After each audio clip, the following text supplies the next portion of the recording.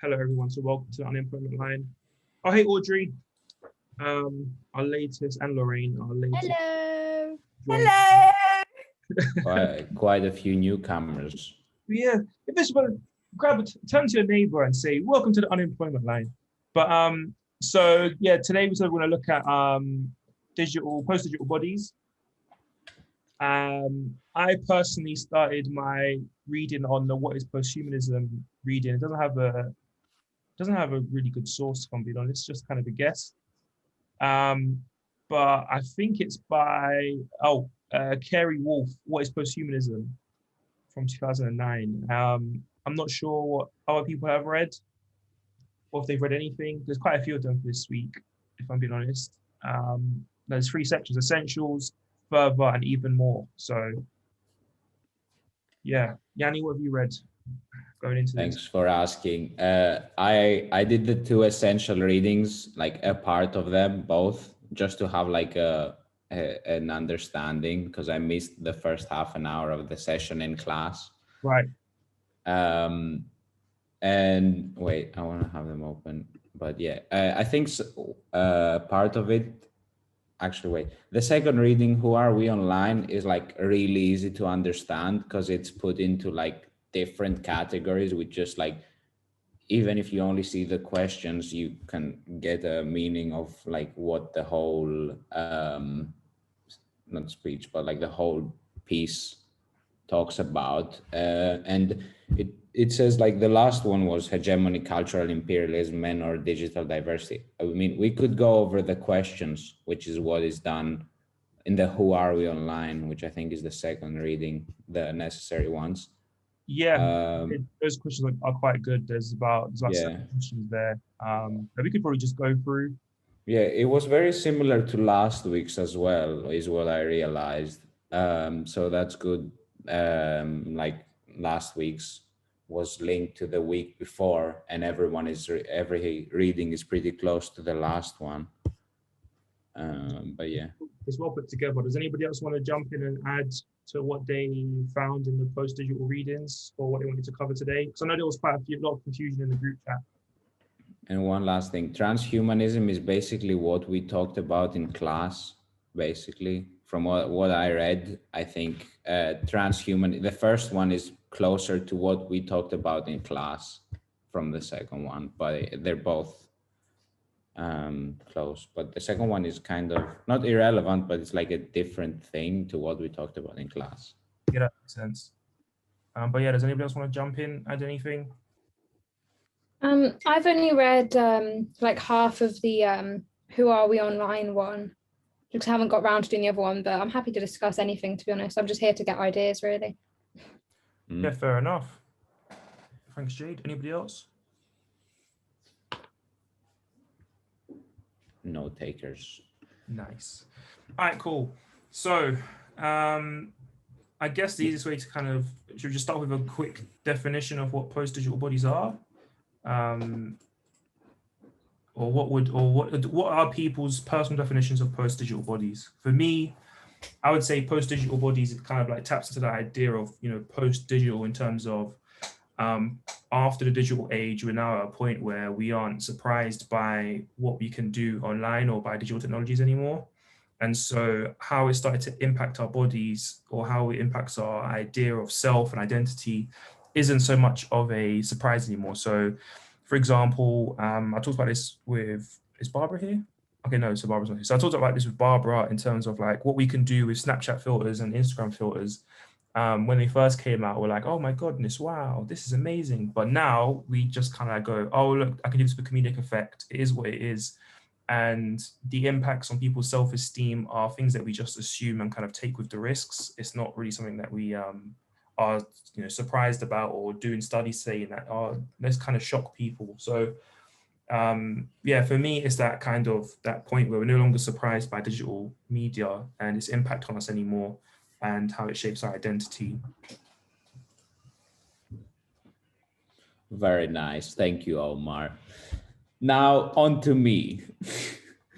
Yeah, I don't know why I want to, but yeah, what would you say? Yeah, I was gonna say it's pretty close to you, what I understand personally. I feel like post-digital bodies, I'm just basically going off of the title. It's basically like how we did cultural and digital geography. It's just like taking basically an extension of ourselves in from like the digital geography. I think like we're just going into analyzing our personality in the digital world and how we extend ourselves through technology. And like you said, like it has come to the point now where it can be analyzed with quite a bit of past, quite a few things that we consider everyone knows because of the huge evolution. But yeah, that's my brief Yeah, definition. that makes a lot of sense. Oh, 1 sec. Sorry, guys. It kind of echoed, so it sounded like a remix. Everyone's being phone called, but yeah, to build on that, I mean, in 2001 Mapper, which is the optional with Joel, the idea of post-digital bodies really plays a role, like you pointed out earlier as well, Yanni, with how it shapes societies in terms of like digital geography, but also how that is also an impact of our world around it. So like one topic we look at quite a lot there is democracy. And this idea of like e-democracy is something that is unique to like being the post-digital body, because you as an actor online, I say actor as like an individual rather than like, oh look, I'm going to get an Oscar. As an actor online, you represent an opinion, and that opinion can shape how policy is formed in the real world. So with people complaining online or making petitions, you can impact policy.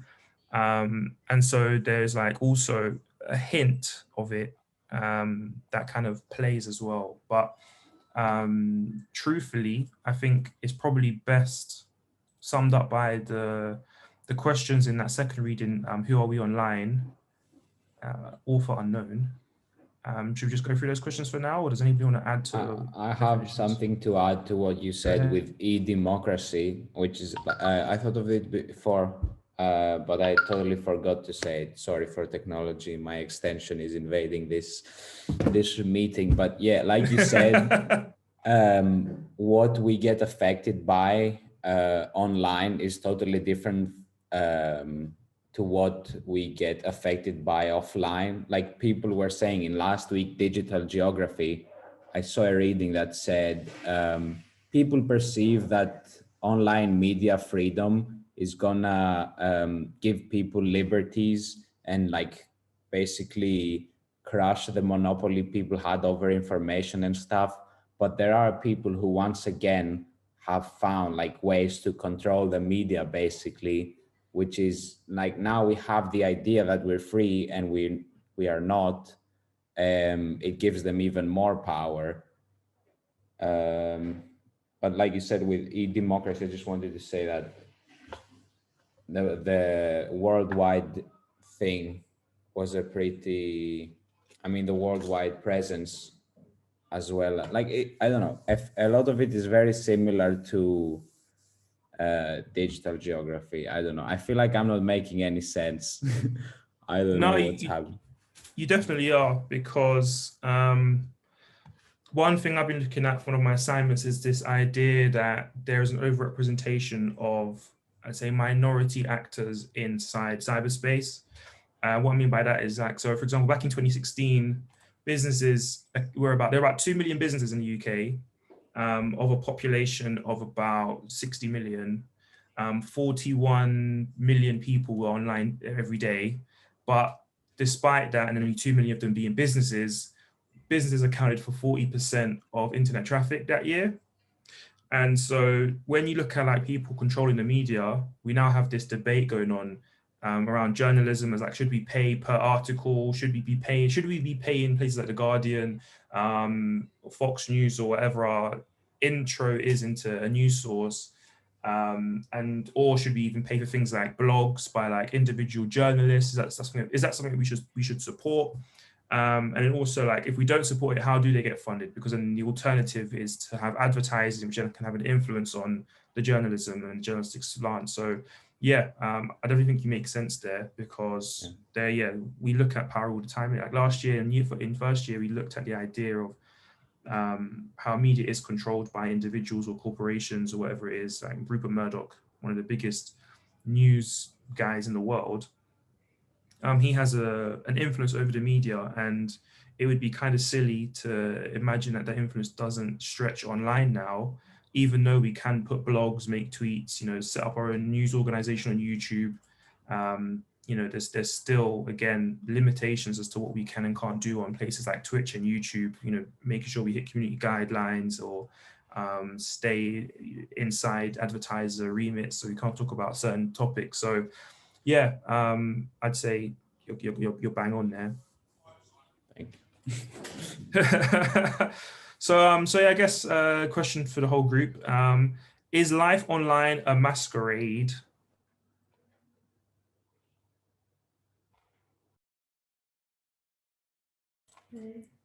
Everyone mutes. I love that. My brother was saying something to me. That's cool. But yeah, I think it is. I don't want to be the person talking all the time, but I think it is. I think a lot of people will agree that most of the things you see online is not real.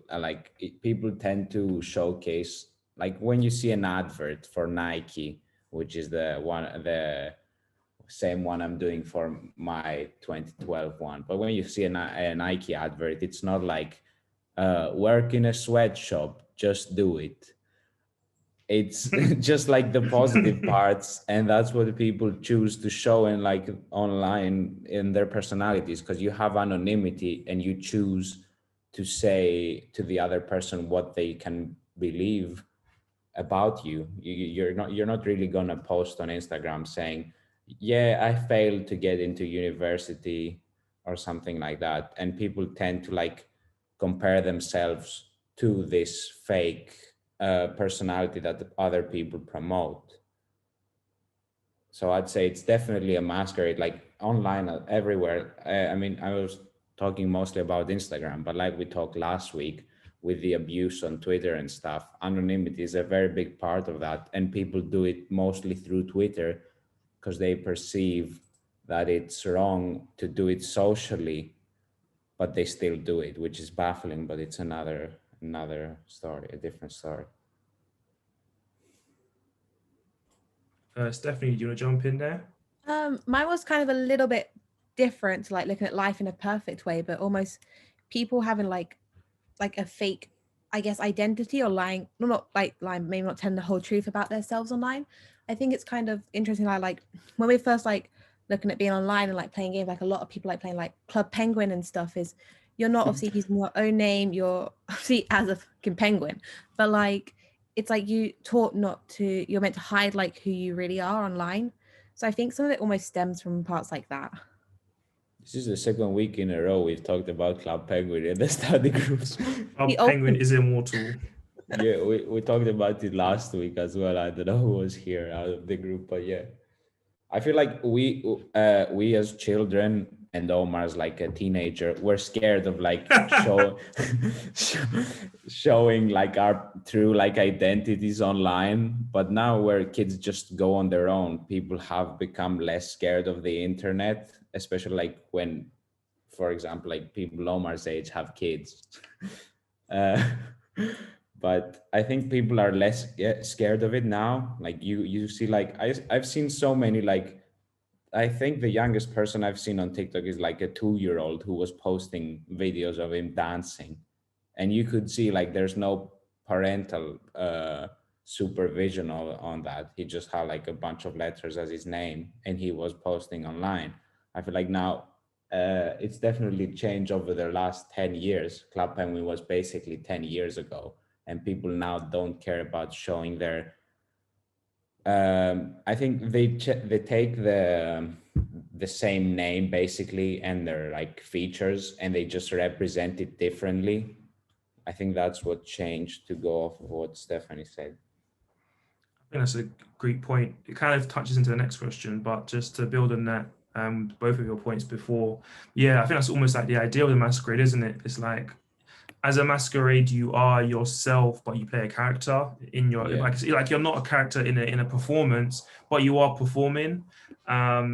So like yeah, if a mask in a masquerade or your costume hides your everyday, you know, I work in a coffee shop, kind of thing, you But are I feel now like like sometimes, it's not intentionally. Like I try to be as true as I am in social media, but I still end up, people still end up assuming that I'm this different personality. Yeah, but I mean, a lot of people tend to like use that, Yeah. and I even if you try to stay true, like for Mhm. example, like people, like they don't really see much of your character online Yeah. unless like I don't know like which way you could interpret someone's personality if they don't really post a lot, and if they do, you interpret their personality in a specific way that you personally do. Not everyone does it the same way. Like Mhm. the masquerade thing has become really big, and you can see it through the influencers that most of them turn out to be exposed when they do a live. The first live they do, their career is just over. yeah, I mean, yeah, we do like, yeah, we are producers, isn't it? This whole idea of like the prosumer comes up again because when we're on apps, we're producers, but whilst consuming content. But that idea that you hinted at twice now, is about being personal online. And the second question is, has the internet killed privacy?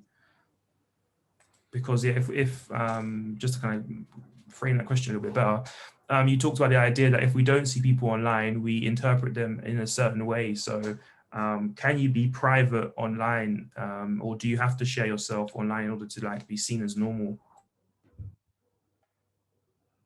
I think especially now, people like tend to not privatize much, because like especially now there's more need to be social, and people tend to like overshare a lot of times. I'm not going to go into specific details because it might be like um, a sensitive subject when people like do streaks at someone's funeral. Um, but it happens quite a bit, and like I know a lot of people who like just post everything online, and or they just do stuff for online. Like when you go to an attraction, you'll see a person smile for a picture and then they just instantly die inside afterwards.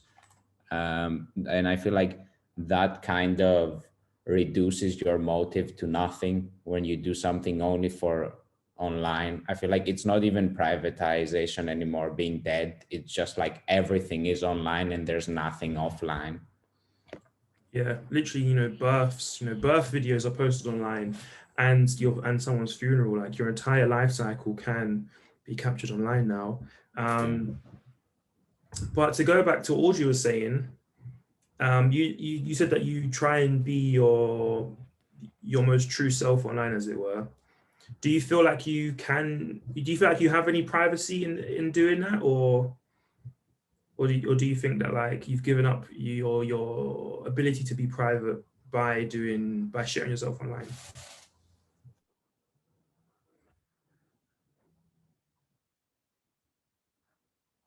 I can't answer for you, Audrey.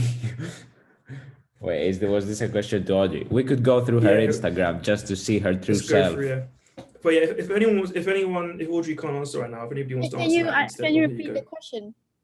Yeah, sure. Do you feel like in being your truest self online that you've given up your privacy then, or do you feel like you can keep your privacy whilst being public online? I don't think like sharing your personality is necessarily a invasion of privacy, because you still choose who you are. I mean, what you share and what you don't, right?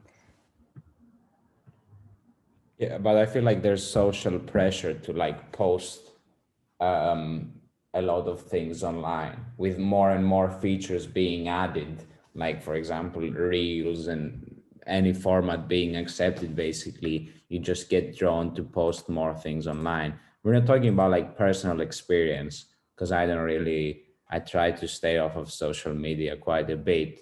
but it's like, especially in this, I don't want to say in this line of work because we're still in university. Yeah.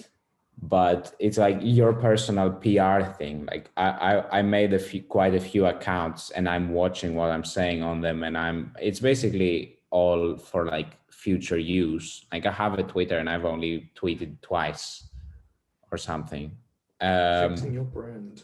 Yeah, and it's like basically you're asked to like have a brand, or like like 10 years ago people wouldn't check what you had on Instagram when like you worked for a major company, and Yeah. that's why people posted anything. But now with cancellations, people are like searching everything in your past, which was like it was something you perceived as private online. Like it's not just because you post it online, it's not private. Like most people who posted weird stuff was when they, like if you go to most people's social media and you scroll down quite a bit, you find not some racist, like just that's not the only thing you can find. It's like weird stuff you can't find because people aren't proud of like quite a few parts of their character when they were 14. Like if you scroll, luckily I made my Facebook when I was 16, so there's no gems there. But like a lot of people aren't, they didn't know, like this isn't what they signed up for when they were tweeting in like 5th grade or something. Yeah, that's a good point. I saw Lorraine put her thumb up when Audrey was talking. Do you want to add to that, Lorraine, or you good? You can also use Good. I'm just agreeing. Okay, you just say it's a cheerlead. I hear it. All right, then. Let's move to the third question then. Are we becoming post-human cyborgs? And does anybody have an issue with the term cyborg? Because I know Abdel, he raised the contention about the difference between cyborg and android. Cyborgs being humans who have been adapted with technology, whereas an android is essentially a robot who has given human characteristics, but is obviously made of technology. So do you think we're becoming post-human cyborgs then? Are we moving past the constraints of humanity? I'd say so, yeah.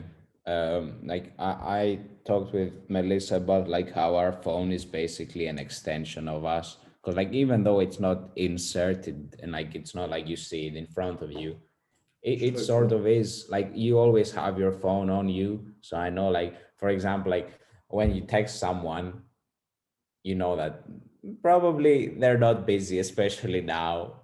They're just not replying because their phone is on them, and like everything is in your phone. Like last or a week, or either a week or 2 weeks ago, we were talking about like how everything is in your phone basically. Like you have mobile banking, which is like a crucial thing that everyone uses.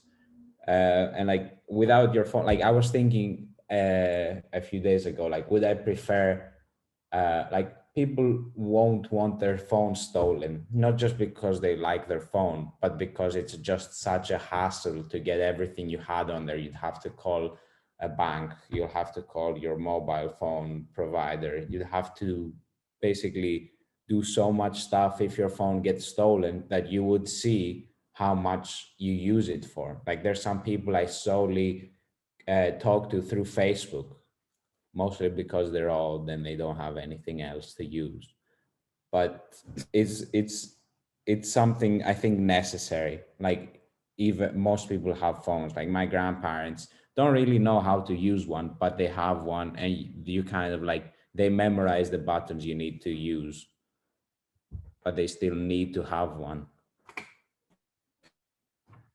Yeah, you really do highlight that. There's a certain level of violation in when your phone is kind of stolen or you lose it and you can't get access to it, because our phones have almost become, I guess, extensions of our memory, right? Where it's got our password safes in it if you have one of those, or your access to all of your accounts through, I don't know, Google Chrome or Apple Keychain. Like you don't have to memorize things. So in a way, we've got technology now, digital technology that extends our memory. We've got like more physical technologies that, like if you needed a kidney transplant or dialysis, there's machines that can do that for you. if you have a heart attack, you need to regulate your heartbeat. You've got technology that does that. If you experience epilepsy, then you can get like a shunt inserted into your brain so you can cope with life. There's like so many things that are going on that are technology based, to the point where like we're not surprised if technology is offered as a solution to us, even though it could be something much more practical, like a foot pump to blow up your airbed or your air mattress. There's now a digital version that will do it for you. Go ahead.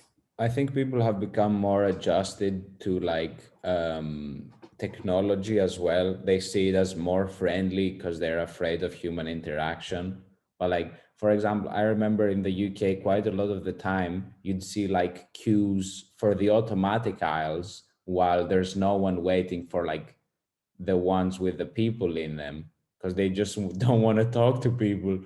And yeah, I feel like even that, which is the simplest one, like you go buy a ticket and you prefer going because like you're just yourself. You're not thinking of like a technological error that might happen and delay you. You're just thinking like, oh, if I go there, I won't have to talk to this person. It won't take time and I'll just be in and out in 5 seconds. I feel like we're growing more accustomed, like you said, when technology is offered as an option. It's not that we're not even surprised. I think we prefer it most of the time. Yeah, that's a great point. Does anyone want to add to that? Because I'm thinking of skipping the next question to move into something about virtual communities. So does anybody want to add to that real quick? You can just maybe put a reaction in or something, and if you do, if not, you've got 5 seconds or forever hold your peace. I don't think we need to do 5 seconds. So that actually brings us to the next point about virtual communities then. Can they be for real? Or are they real? I think we discussed quite a few of these topics last year as well. I think so. I'm sure we did post-humanism as part of Melissa's module, but yeah, if anyone wants to take this, they can. I'll speak after them, but if no one is going to, I am. I'll jump in for a bit then. Let your voice rest for a bit. I'd say virtual communities, there is a certain sense of reality to them. However, I don't think that there's necessarily like a legitimacy with it. So what I mean is that you can get all the benefits of like real friendship, that sense of community. If you need help, they're there. If you need advice, they're there. If you people to look forward to talk to at the end of the day, your community can be there. You have a sense of common interest, all the things you'd have in a friendship in the physical world. You get that from a virtual community, but a sense of legitimacy, I don't think is there yet. Like the idea of like an internet girlfriend is still something that people laugh at. And she goes to a different school. You don't know who she is. And so I guess that's because there's an expectation that things move from the digital into the physical, right? Because it'd be kind of awkward to explain why you're in a long distance marriage to someone you've never met, and why you're never going to continue the bloodline, So I think there's a sense of even now, you're not even allowed that. You're literally illegal. It's illegal to find and talk to people in the physical world and share time with them. But still, there's like having a virtual relationship isn't real. At some point you do have to move from having Xbox friends to meeting up at least once in real life, kind of thing, as it were, in the physical world. But go ahead, Yanni. Nah, it was just like it sounded a bit too personal. Like, oh, you have to make friends in real life. I've definitely heard of this. Yeah, no, I don't think it was personal anyway. That'd be really funny if it was. But no, I'm thinking because I will admit I'm kind of inspired by that answer, because I was watching a TikTok where this guy met his Xbox friends for the first time. That they'd been speaking since like 2006 on Halo, and they finally met in like 2020. So just to put it into context, 2006 was 15 years ago. It wasn't 5 years ago. Yeah, but yeah, like you said, I think I'm more of like I see it more positively. I think that an online like friendship and community, people find like more of, I think I've known quite a few people who have like friends online exclusively, and then they meet and it's like going very well. But like you said, I think unless you do meet them and there's like that real life interaction and the connection isn't complete, like you can't talk to people online, you can have a bit of you can have a good friendship online, but there's not really an end goal because everything happens in real life and they can't really be present in your life.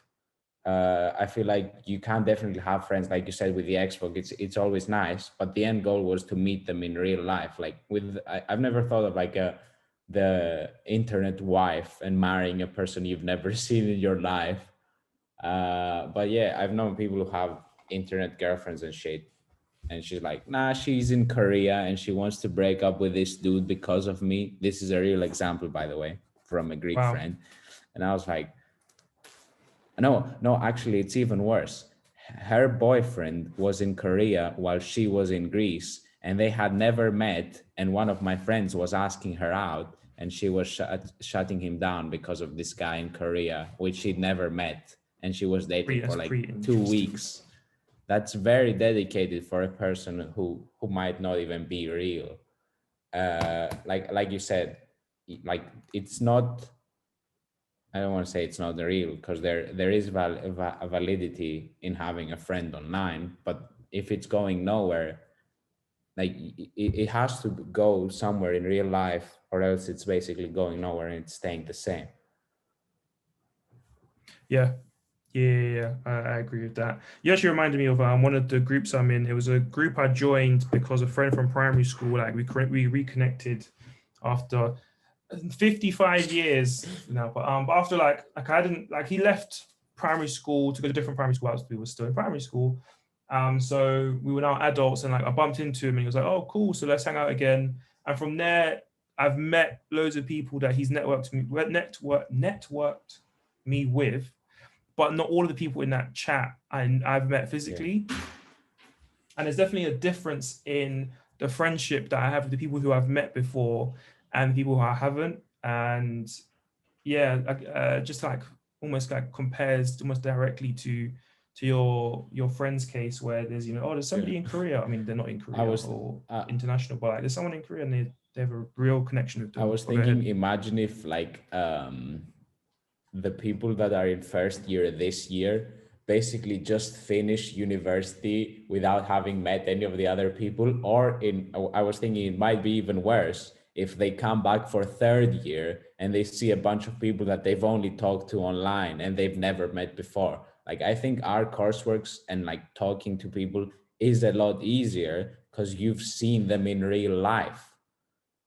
Like I can't imagine what it would be like if I've never met any of you. Like no one would talk in the WhatsApp group, I think. No one, it wouldn't be the same sort of interaction. And then you'd come into third year and you'd have to manage meeting everyone for the first time in real life.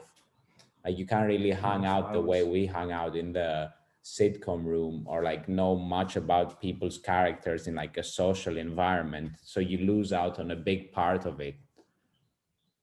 Yeah. Yeah, that's a good point, actually. Yeah, because Lorraine and I wouldn't be mortal enemies if we had never met, but instead we'd just be like random people who are in the class together. Yeah, so, same. I'd be mortal enemies with Lorraine as well. She has quite a few people, I think, who should Lorraine be mortal enemies with. You guys love me, really. Yeah, we should meet. I was thinking of, do you remember Ivaras? Oh yeah. Yeah, I was thinking like he's probably like haven't seen was he third year or was he? No, I think it was third year, right? He's a first year. Is he a first year? Okay, so no one has met this guy who's just basically abusing a person on Aula for trying to rent out his living space or her living space. Yeah. And this guy, and people were like saying like, oh, don't mind this guy, he's just an asshole. And like, so yeah, I was getting mixed up with somebody. I know, I knew who you're referring to, but the name is someone who's in first year, but that situation is for someone else. Sorry, Alvarez, but yeah, I know what you mean. Like, this guy, he was the third year that everyone knew, no one liked, kind of thing. Everyone was like like that was the only interaction you had with that guy, was him just basically telling people to like kill themselves on Aula because they were just trying to rent out a house that they didn't want, and people were just replying with like clown emojis to his message. That's like not an interaction you'd have. And that guy probably does this because, one, he's starved for attention, and two, he doesn't have people to tell him like in real life, like, hey, yo, this is fucked up. So he will get to like after uni and he'll be an asshole because of the lack of social interaction, and he's doing everything online and he's seemingly anonymous, although he has his name. Yeah, it's crazy. Yeah, that was a crazy story. Yeah, he faces no repercussions unless he got kicked from uni, which we don't know.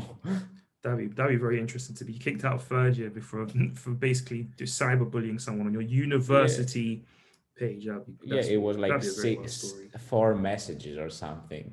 But yeah, it was a pretty good stream. But I guess our next question actually is, how much online life is good for us then?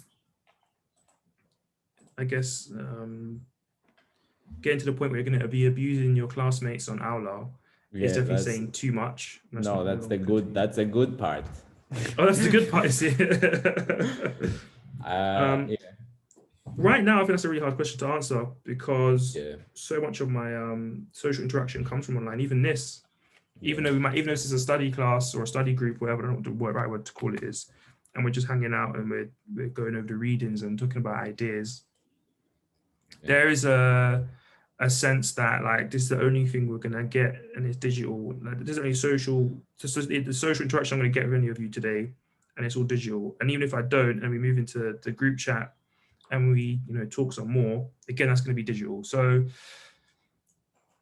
real dilemma there. I feel like at what point? Go ahead. Yeah, no, go on. You were talking, so yeah. I was just gonna ask, like, at what point does it go from this is too much now? Go and make some real friends kind of thing. I was gonna say, since there's like no real alternative, I'd say most of it is good while it normally wouldn't be. Like, because you're not like, I'm not gonna judge many people for being online all the time, where it's like the only way you interact and like the only way you can talk to people, like playing games with them and stuff. But normally I'd be like, most of your interactions should come in person. Like there's not much stuff you like, there is, and I'm not saying you're not having fun if you're talking to people online, or it's not the same, but it's like ultimately, like I said before, leading to going out or like basically interacting in another way. But now I'd say, like, because of the pandemic, people have like sort of lowered their standards and what they perceive as interaction. So like watching a movie through Zoom is a decent interaction for me, while normally you'd be like, oh, why aren't you just going over to his house like a normal person? But yeah, I agree. Yeah, go ahead, Jade. I was just going to say, like, because of COVID and like lockdown and everything, I feel like there's now like a middle ground, like between being completely online and having like social interactions. Like Zoom, like, is like, in my opinion, a better form of social interaction than like texting, because you're actually like having a conversation, but it's still like online, so it's hard to judge. Yeah. Like, I think this has basically substituted real social conversation, because like I can't imagine doing a reading discussion through the WhatsApp messages, because you'd get nowhere. Like this takes an hour, okay, and I feel like we're doing it quite on a, like, you can't really get the tone and like ask people what they're doing, and like everyone gets to share their story. Like, you don't really talk over someone while talking as much, I feel, as WhatsApp. Yeah, that's a good observation. You used a very interesting word earlier, and that was lowered standards. And funny enough, that's exactly the word.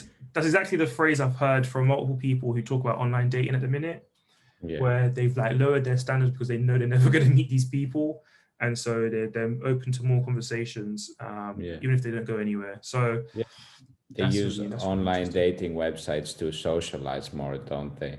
Because I heard like Basically. a lot of people saying like I've basically set up so many after quarantine dates that I'll have to do a tour around the UK basically. Yeah. There was actually a version of Tinder that used to exist, or still does actually, I need to double check, that was only for friendships. And basically that saw a massive boom during the first lockdown. Why wouldn't you just get friends on through Tinder like a normal person? Yeah, I don't know. I don't use Tinder, so I can't speak to that. But yeah, it's like there's this idea that like our existing friends aren't good enough in a weird way, and therefore we have to go out and rely on digital technologies to connect us to other people, which Have you guys ever used like something like an online, like I know some friends of mine used Facebook and they know like a lot of people through Facebook that they talk to a lot, but I've never gotten like that close through anyone exclusively online. Like I've always met the person in real life and started talking to them more online if that's the way it happened, but I've never joined the group and I'm like, oh, this is the guy I know from this website or like this page. Yeah, no, I've never done that. The only thing I could say that's kind of close is that somebody in my family was doing a genealogy report, and they were trying to find all of the living relatives, and so they reached out to me on Facebook, and that's how I know them now. However, I would have met them because the family took a trip to South Africa to see them, and I just didn't go, and I didn't go. So there's lots of other people. Everyone else in the family, as it were, knows who they are and has met them. But for me, my connection to them is purely online, which is a bit of a kick in the teeth considering I don't connect them all. But hey, such is life. Oh, but people take the connection on Facebook really. Some people take the connections on Facebook really like deeply. Like I have a fake Facebook account, which I wasn't gonna even You say use. I fetish just for a second. no, I had like a second account I had accidentally made, and I changed the name by submitting a photograph of Kanye as like my ID, and Facebook actually passed my test, and I've been like just adding random people to make it seem like I'm a real person, and Yanni's a catfish, everyone. No, it's not an attractive person. But it's even your real name. Yeah, I added like a bunch of random people from like a village in North Greece, and people from that village started adding me because they thought they knew me, and I got more birthday wishes on my fake Facebook than my real one. Damn, that sense of community was strong. Yeah, and it's just like, yeah, it's like people who are like just inviting you places and stuff only because they think they know you through Facebook. And that seems insane to me. Like all older people as well. Like my neighbor who doesn't know anything about technology, he was offering me like £10 for me to download him songs on a USB. And I told him I'm gonna do it for free. It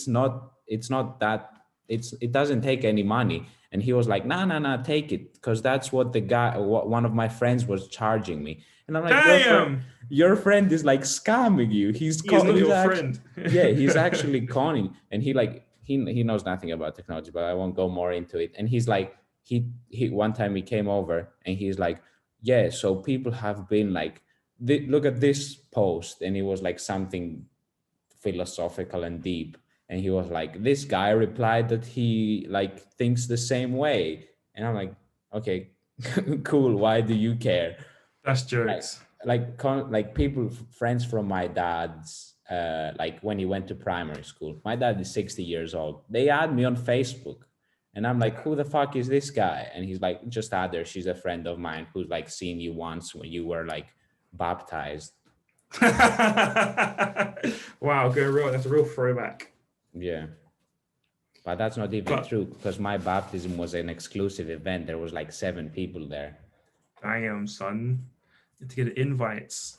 And also, I think I told like one of my grandparents, I think they should make a Facebook to just see what their friends are up to, and they said that they're basically, most of them are dead. Damn. That is a real, shock to the system. Like, Yeah. how are all of your friends? Oh, they're dead. Yeah, it's like you see kind of like all of these old people who but I think that goes back to interaction, because I think a lot of people have a lot of old people, because loneliness is a real issue. I know, especially in the UK with old people, and especially now, and people kind of they got their social interaction even before like Facebook. But yeah, I mean, Yeah, before so Rona, not Facebook, but they got it through. oh, yeah. I'd like to think we all knew what you meant. That'd be Yeah. quite funny if we imagined, like, oh look, the sickness of Facebook. Yeah. But all right, this last bit I'm going to split into 3 questions because I feel like splitting up gives us better notes. But do we think that there is like a hegemony online? And if so, what is it? I think they're definitely. okay. Yeah, go on. I talk too much. yeah, Lauren. yeah. Go on. Oh, Lorraine and Yanni. I was gonna say that definitely. I mean, being part of like the Instagram like Indian teenager community kind of thing. There's definitely like the popular people and like the teenagers that everyone knows. I'm sorry, that was my mom. Like the people who they all know because of how many followers they have, how popular they are, and like what they post. And there is clearly like a hegemony with like, if they do something, everyone would know. If they say something, like if one of the popular girls were to,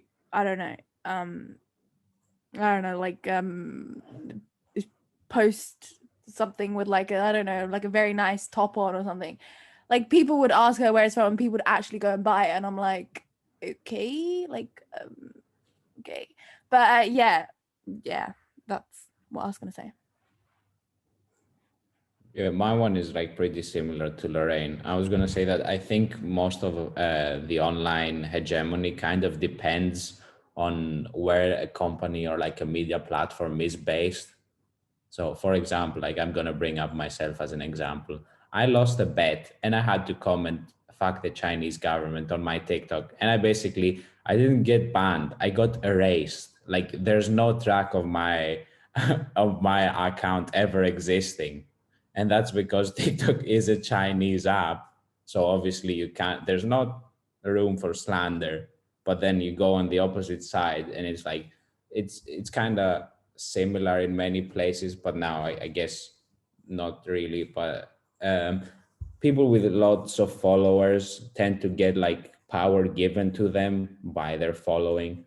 For example, like influencers, they just have a career from people considering them attractive. People try to make, was it Kendall Jenner, the youngest woman self-made billionaire, by donating money that they didn't even have and they needed much more than her. People like there is room to be made money off of social media.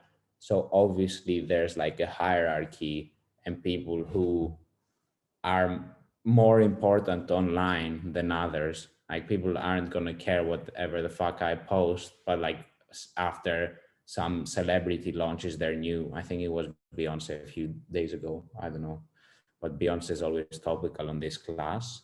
I see pop. So yeah, and she always like it's trending on other platforms as well, just because of like, I mean, it's not only because of her social media presence, it's obviously Beyonce.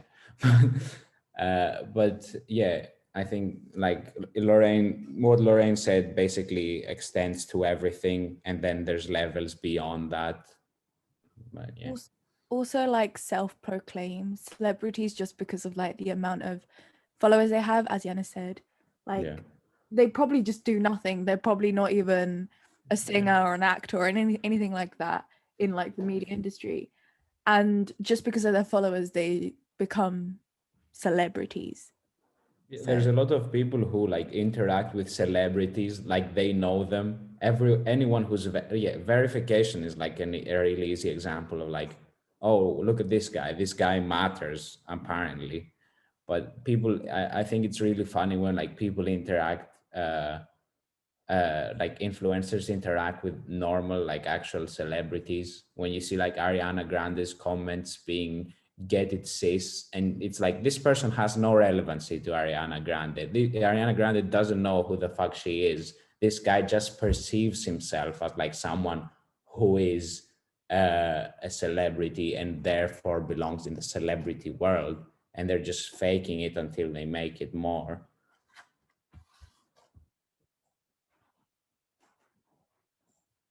Yeah, I really like that because I think both of you giving me a perspective that I wasn't considering before. Like I always imagined hegemony to be like institutions or individuals who control institutions. So I would have said like Mark Zuckerberg, Jeff Bezos, or Bezos, whichever one's true. Though I say I would always consider them hegemonic. But what you've highlighted kind of goes to the next question, which is there a form of cultural imperialism going on online? I think this one would definitely suit people who can speak multiple languages, because you would have access to see how trends from one part of the world or one language infiltrates into others. But go ahead, Yanni. Yeah, I was gonna say that it definitely differs, because like Greece is like a whole ass new market, because our alphabet is different and like our structure is different. Like I was thinking like the way like celebrities in Greece are like irrelevant anywhere else. Like no one has probably heard of any Greek celebrity I could name, including me. But in Greece, it's like you treat it as like this whole different cyberspace, because it's a different language. Like the English language is not restricted anywhere in the world because most people know English. So whatever you say is for everyone.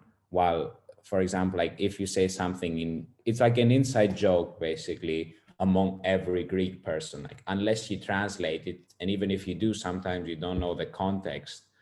It's like even the hegemonical structures change when people talk, because they're like different societal standards which also apply online. Like I was talking about like there's not that much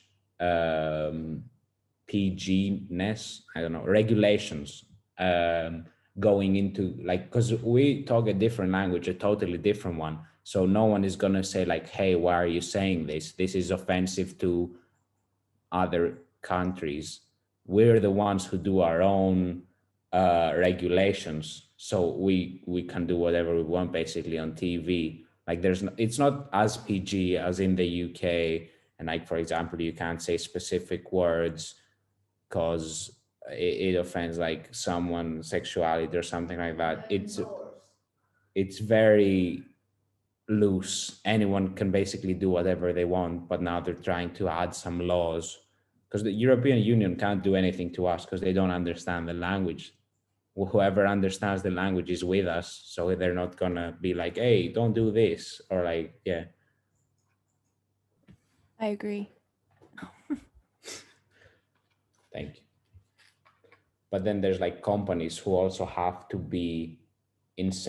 who have to insert themselves into, like, for example, the Greek cyberspace by appeasing just Greeks.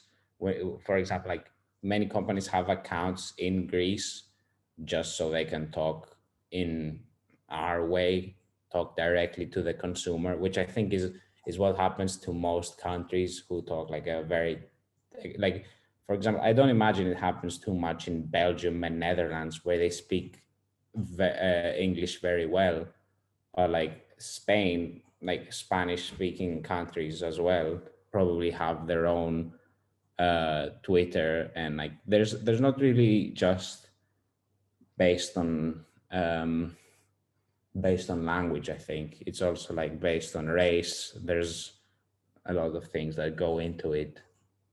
But yeah, I'm not the person to talk about race Twitter.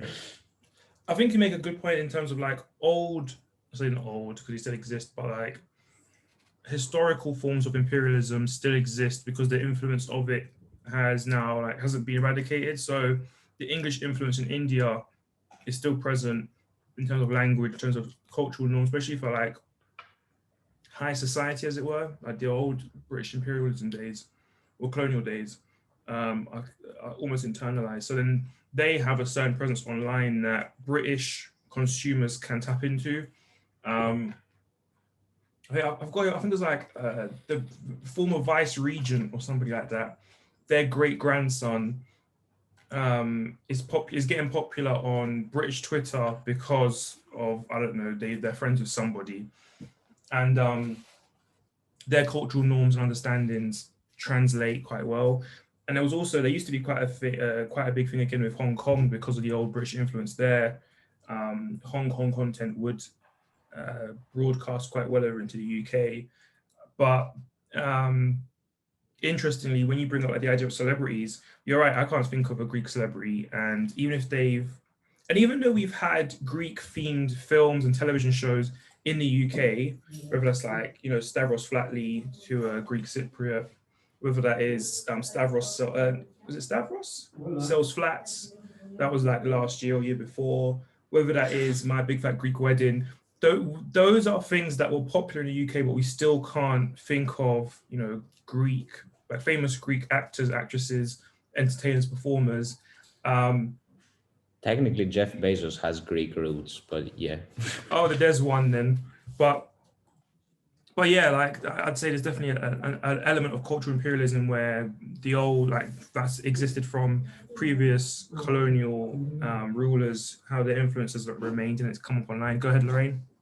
I was just gonna like echo that because basically, like as you said, like as you pointed out in India, like even the society today, like because of the colonialism, like lighter skin are seen much more preferable, and darker, like even on social media, if you have much more of a darker complexion, you're like, people will hate on you, and like people will start commenting and be like, you should do this to get lighter, you should do this to do like this, and like even like the celebrities, like the Indian celebrities, they show themselves as like these whitewashed people kind of thing. Just they think that being more, I don't know, they kind of reject the fact that they're Indian, and they try to reject the culture just to be accepted into society. Like even through their social media, they will like, I don't know, yeah, I don't know if you get it, but You actually remind me of something. Sorry, Annie. There was actually a case, small sidestep, where I've lost track of time, man. I think it might have been 2018, when there was a Bollywood actress got into trouble in the UK because she made some comments about people should be lighter. And then it also happened at the same time when somebody killed their wife because they found out that the wife was bleaching from before they were married. And then they had a child, the child came out dark, and they thought the wife was cheating on them. And that's when they found out the wife was using bleaching creams. So yeah, I guess there is definitely a physical danger that exists today, and the online space hasn't like eradicated it. If anything, it's just made it more accessible that people can be bullied, because I think from my understanding, the remnants of that caste system meant that even if you were dark, you would be like in the villages kind of thing, and people weren't going to see you. If you came to the cities, it was for a reason to like find work, but even then it'd be like low paid, low skilled work. But now, through technology becoming cheaper, through people getting better access to work and employment and wages, they now have access to online, but those social structures still exist around them. And yeah, really troubling. But go ahead, Yanni. Yeah, I was gonna say that it's just in some other countries as well, the lighter skin is more preferred online. But I was gonna say, like with India, there's huge improvement in social media presence because everyone is getting mobile data. So you can see a huge difference in online presence as well as information that people get. Obviously, you have like you have a way now to cover what's going on yourself, rather than having all of the mainstream media, which the government controls, cover, like, for example, the protests that the farmers are doing now. So you get more support, like, yeah, and I think that has helped portray themselves in like a good, like, I get the news outside of India in a positive way, rather than just allow the government to release whatever they want into the exterior world. Ooh, that's a good point. I like that one. So then this brings us on to the second to last question, which is there digital diversity then online? Is there a mixture of cultures? Is there a mixture of languages? Or do we find that there is, there is a space and it's made distinct from everything else based on whether it could be, social hierarchy, whether it could be language, etc., etc.? Okay, Yanis, do you want to talk or? No, you can go ahead. Okay, so I think there is more cultural diversity because I mean, most people around the world have access to social media. But I think it's also like what you engage with, basically, because of like the monitoring and like what you access, like the whole privacy thing. Like you like on social media, like Instagram, you have your explore page, and that changes according to like what you like, who you follow, and things like that. And even like your TikTok for you page, like it accustoms to your likes. So you could completely, like, I don't know, I'm on like, I don't my TikTok's like anime and stuff like that. And I know that some people don't even have that side of TikTok because of what they engage with. So I think there is like inclusion of all cultural aspects, but it's just what you consume is up to you, kind of thing. Like, yeah. I'd say it's Thanks not for thinking, Lorraine. exclusively. I'd say it's not exclusively up to you. Like, it definitely goes through a hegemonic filter, I'd say. For example, like, I don't know if you guys have seen this, and I don't know if it's true. I haven't checked on Twitter. Have you seen the memes where it posts like a picture of one white guy and like 15 black guys, Yeah. and it just Yeah. shows the thumbnail is just the white guy? I think that's probably like a Twitter glitch. I hope that it's not done on purpose. But I feel like Lorraine said, it's not only like what you see is catered to you just because you like it, but I feel like it's targeted marketing. Like, for example, like a lot of the adverts you get outside of like, but the videos you get as well are like not exactly only for you to like them or think that the TikTok is funny, but it's specifically to target you to, not, I wouldn't say feel a certain way, but a lot of the things you do get are like invoking a specific emotion or like a specific behavior, regardless of if that happens or not. Or it's like encouraging you to follow something that you're doing, but not in a positive way. For example, like if I look at something online, then I get the same thing on TikTok, and that's not something apparent positive always. No, yeah, I think you're making another great point. This is basically like a massive, like, everyone pats each other on the back session. To go back to that Twitter example, it was something that I spoke about, or we looked at in iAdvantage last semester, where we looked at like being informed whilst you're online.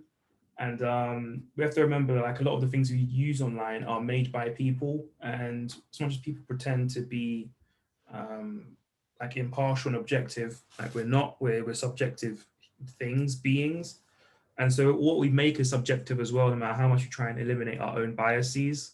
And so that Twitter glitch kind of thing was like someone had created an algorithm that had that only taught the computer to learn what a face looks like through using, white examples.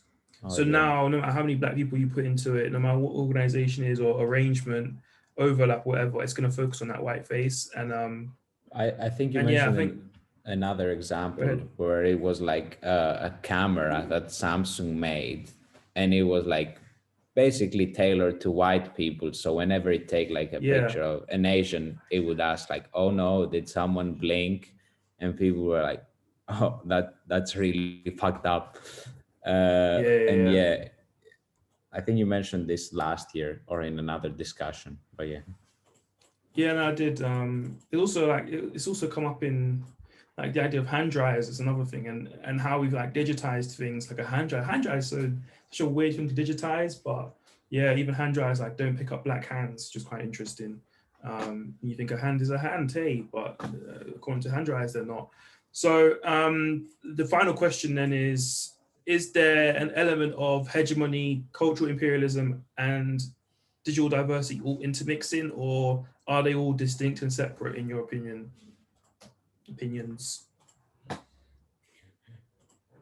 I'd say there's a mix. Like despite there being like I think some sort of control, like promotion of specific topics, you kind of get to interpret. Thank you, Lorraine. Lorraine says mix. I don't know if you saw that in the chat, I see but it. I feel like you kind of get to experience most things, not exactly in a way you want to experience a lot of the time, but you see a lot of different people that you might have not seen or like listened to in real life outside of like seeing people in the street. You'll hear their opinion kind of unfiltered, which is both good and bad. Yeah, that makes sense. I agree with the both of you. I think there is a mix. I don't think you can I don't think you can separate them. I think that every aspect of digital diversity is somewhat influenced by the hegemonic culture that has like taken place online. I know we like to think of online being as like this massive democratic space where everyone's chill and everyone's hanging out and it's all cool, but I think we have to recognize that there are like overrepresented people online, whether that's through popularity, whether that's through finances, and being able to just advertise, whether that's through presence. Like we constantly see people, even if they don't have massive followings. It could be like down to us like not following a lot of individuals, so we just see that person's content over and over again. They get to influence how we think or feel about certain topics. And again, on a larger scale, there's a cultural element to it. Like there's a reason I can only speak English, as it were, and there's a reason I'm only interacting with English speakers online.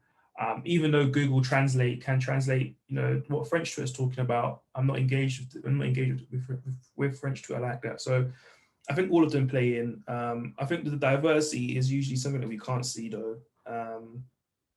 Even if we want to look at people as like one massive group and say, oh, this group of, let's say Black Twitter is like this one thing, and then we realize inside Black Twitter there's like conservatives, liberals, Marxists, centrists, and like there's that's just political, and then we go to another end and it's like there's some who like rock, some who like rap and hip hop, and then you go to another one and you've got like your anime lovers, and then in all of those bubbles there's going to be overlap with other cultures.